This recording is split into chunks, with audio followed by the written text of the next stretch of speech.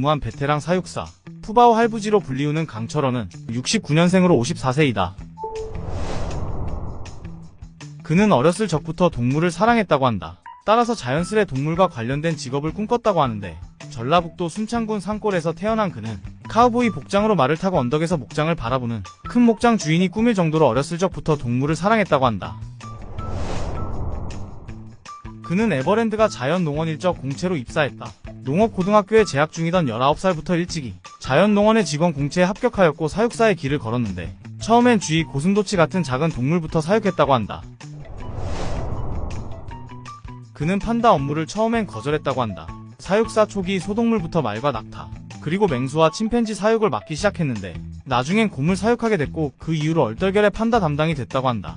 1994년 대한민국 최초의 판다 밍밍과 리리가 국내로 들어왔을 때 당시에 맡던 사파리 일이 너무 재미있어서 일을 거절했는데, 하지만 다음날 본인도 모르는 사이 판다 담당으로 발령이 나며 본인 의지가 아닌 반강제로 판다 사육을 시작했다고 한다. 그는 사육사 시절 관람객의 한마디에 큰 상처를 받은 적이 있다. 젊었을 적 일하는 도중 아이를 데리고 온 한 어머니가 자식에게 공부 안 하면 커서 저 아저씨처럼 된다고 말했는데, 그 한마디는 현재까지 기억할 정도로 큰 상처가 되었다고 한다.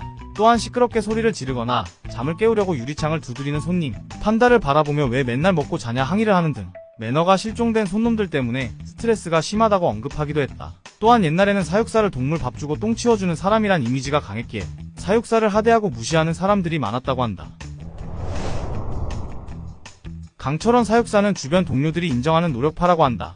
그는 일하던 중 동물에 대해 더 많이 공부해야겠다는 생각에 2001년 신구대 자원동물학과에 입학을 하게 되었다. 졸업 이후엔 좋은 먹이를 먹이기 위해 식물을 공부하고자 한경대 조경학과에 진학하였는데, 현재 동물 우리 속에 심어진 나무 하나, 숲을 하나도 그와 동료들의 손을 모두 거친 것이라 한다. 그 이후엔 대학원에서 동물번식학을 전공하였는데, 틈틈이 동물행동 연구자들의 서적도 열심히 찾아 읽었고, 판다를 잘 키우기 위해 중국어도 독학으로 공부했다고 하는데, 중국 번식센터 관계자들과 프리토킹을 할 정도의 수준이라고 한다. 또한 과거에 원숭이들을 사육할 땐 수염을 길러 서로 털 고르기를 해주면서 애정을 쌓아나가는 노력도 했다고 한다.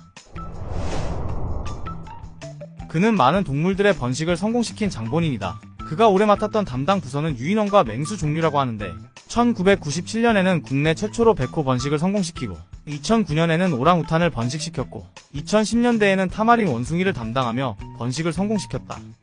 그리고 판다들의 번식도 최초로 성공시키며 큰 공을 세웠다. 이는 국내 번식이 어려웠던 동물들이라 의미가 깊다. 판다 할아버지의 네이밍 시초는 중국에서 만들어졌다. 1997년 IMF로 동물원을 찾는 이들이 줄어들면서 국가 경제가 어려운데 해외에 비싼 판다 임대료를 왜 줘야 하냐는 여론이 조성됐는데, 에버랜드를 운영하는 삼성그룹도 경영난에 시달리면서 밍밍과 리리를 중국으로 돌려보내야만 했다. 이후 2016년 판다 아이바와 러바오를 보러 중국의 판다 기지로 파견을 나갔다가 판다 리리를 만나게 되는데, 리리의 이름을 부르자 바로 강철원을 알아보고 다가왔다고 한다. 이때 동행한 중국 관계자들이 감동해 리리가 평소에는 저렇지 않으며 당신은 판다 아버지로 불릴 자격이 있다고 치켜세웠는데, 이게 현재 판다 할아버지의 시초가 되었다고 한다. 그의 부인은 에버랜드 안에서 만났다고 한다. 과거 돌봤던 팬더 밍밍과 리리를 키우면서 당시 판다월드 안내원이었던 아내를 만나게 된 것인데, 아내는 당시 밍밍 리리에 대해 안내하던 직원이었고, 강철원 사육사가 열정적으로 동물을 돌보는 모습에 반했다고 한다. 현재는 아내에게 판다보다 가족에게 더 신경 쓰라는 핀잔을 듣는다고 한다. 동물을 그저 사랑해주는 것뿐만 아니라 좋은 환경을 만드는 것 또한 중요하다고 생각한다.